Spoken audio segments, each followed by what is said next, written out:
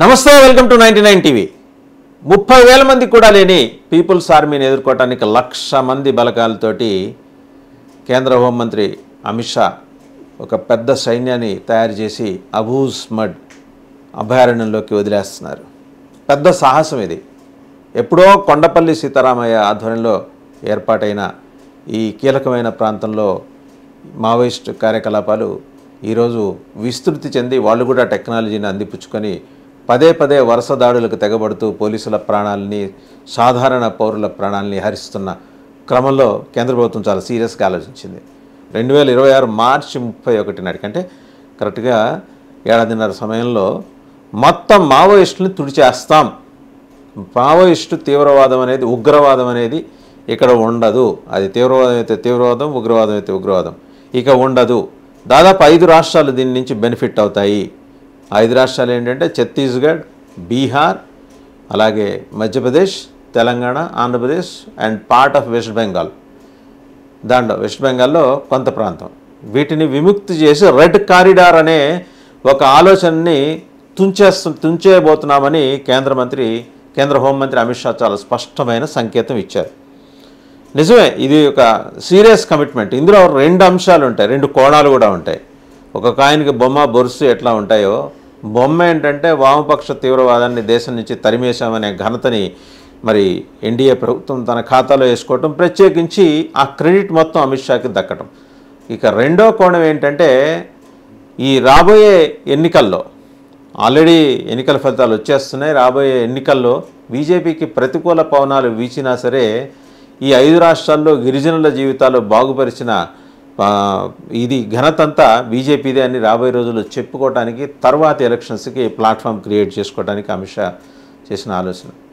BSF తోటి అలాగే Indo Tibetan border police తోటి మరి ఆ ప్రాంతంలో అబూజ్ మడ్ అభయారణ్యం కింద 7 జిల్లాలు వస్తాయి. అక్కడ ప్రతి 5 కిలోమీటర్లకి ఈ బేస్ క్యాంప్స్ ఏర్పాటు చేసుకుంటూ వెళ్ళటం, ఓవరాల్గా ఆర్మీ ట్రైనింగ్ క్యాంపు అక్కడ ఏర్పాటు చేయాలని భావించటం. ఒక రకంగా అబూజ్ మడ్ అభయారణ్యాన్ని మరి కేంద్ర ప్రభుత్వం జల్లెడపడుతోంది. ఇప్పటికే నారాయణపూర్ డిస్ట్రిక్ట్ కలెక్టర్కి కేంద్ర ప్రభుత్వం ఒక లేఖ రాసింది. సర్వే చేయండి, ఆర్మీ ట్రైనింగ్ సెంటర్ అక్కడ ట్రైనింగ్ క్యాంప్ ఏర్పాటు చేసుకోవటానికి అంటే స్థిరంగా కావాల్సిన ఏర్పాట్లు ఏం చేయాలనేది. సెల్ టవర్లు నిర్మించాలి, ఇన్ఫ్రాస్ట్రక్చర్ డెవలప్ చేయాలి, రోడ్స్ లే చేయాలి, రోడ్ల నిర్మాణం జరగాలి, ఎక్కడికక్కడ కమ్యూనికేషన్ వ్యవస్థని పటిష్టం చేయాలి. మావోయిస్టులను ఏరిపారేసే క్రమంలో ఇదంతా చేస్తూ డెవలప్మెంట్ కూడా మేము తీసుకొస్తున్నాం గిరిజన ప్రాంతాల్లో అని చెప్పేందుకు, అలాంటి క్రెడిట్ కొట్టేసేందుకు మరి బీజేపీ ఒక రాజకీయ పార్టీ కాబట్టి రాజకీయపరమైన ఎత్తుగడలో భాగంగా ఆ ప్రయత్నం కూడా దిగచ్చు. అండ్ 3 దఫాలు కేంద్రంలోకి అధికారంలోకి వచ్చిన తర్వాత సహజంగానే వ్యతిరేక పవనాలు వస్తాయి. వాటిని తట్టుకొని నిలబడగలిగితే అదృష్టం కొద్దీ నెక్స్ట్ టైం రావచ్చు, రాకపోయినా వచ్చే ఇబ్బంది ఏం లేదు.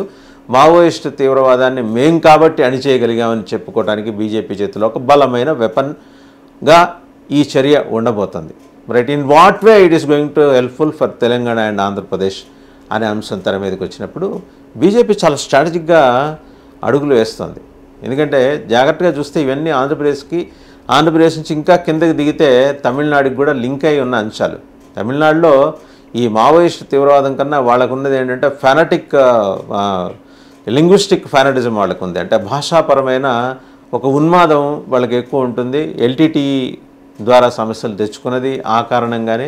ఇంకా అలాగే ద్రవిడ ఉద్యమం ఒకటి ఉంది. సో ఏ రకంగా చూసినా కొంత తీవ్రవాద ధోరణులు అనేవి అక్కడ కూడా ఉన్నాయి. అక్కడికి పూర్తి స్థాయిలో మావోయిస్టుల వ్యవహారాలు కార్యకలాపాలు పూర్తి స్థాయిలో పాకకుండా నిరోధించడానికి. ఎందుకంటే వాళ్ళకే ఉన్న కుంపట్ల వల్ల వాళ్ళ విసురుకోవడానికి వాళ్ళకి సరిపోవట్లేదు. కొత్తగా మావోయిస్టులను ఎంటర్టైన్ చేసే పరిస్థితి లేదు. ఒకవేళ అటువంటి పరిస్థితి వచ్చినా సరే ముందులోనే మొగ్గలను తుంచేయటం కోసం ఈ ప్రయత్నం అంతా చేసుకుంటూ వస్తుంది. తెలంగాణలో చూస్తే వాళ్ళకు ఒక బండి సంజయ్ ఉన్నాడు, ఇంకో ఈటల రాజేందర్ ఉన్నారు.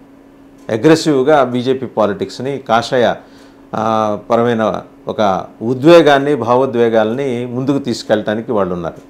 ఆంధ్రప్రదేశ్లో వాళ్ళకున్న సరుకులో పెద్దగా నాణ్యత లేకపోవడం కారణంగా వాళ్ళు పవన్ కళ్యాణ్ భుజం మించి తుపాకీ పేల్చే ప్రయత్నం చేస్తున్నారు. ఈ రోజున పవన్ కళ్యాణ్ ప్రవచిస్తున్న అంటే ఈ మిగిలిన పార్టీలు ఆరోపిస్తున్నట్టు ప్రవచిస్తున్న సనాతన ధర్మం వెనుక బీజేపీ ఉంది.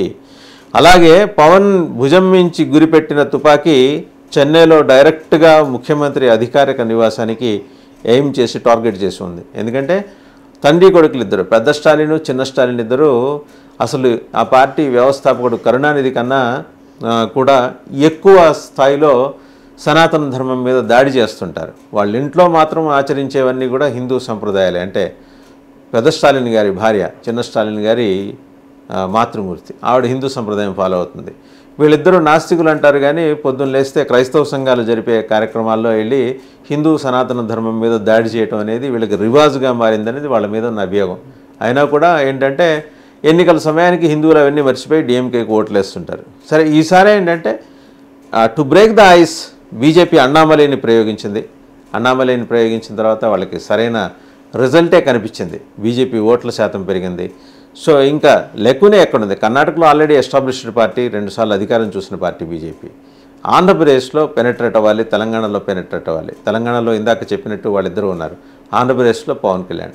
సో నెమ్మదిగా ఏంటంటే ఆంధ్రప్రదేశ్లో ఉన్న ఎన్డీఏ ప్రభుత్వానికి ఈ అబూజ్మెంట్ ప్లాన్ గురించి కూడా కేంద్ర ప్రభుత్వం అప్రైజ్ చేస్తుంది. మీ రాష్ట్రంలో కూడా మావోయిస్టు కార్యకలాపాల మీద ఏదో చూసి చూడనట్టు సోసో అన్నట్టు కాదు, తీవ్ర స్థాయిలో మీరు ఉగ్రవాద నిరోధక చర్యలు చేపట్టాల్సి ఉంటుంది.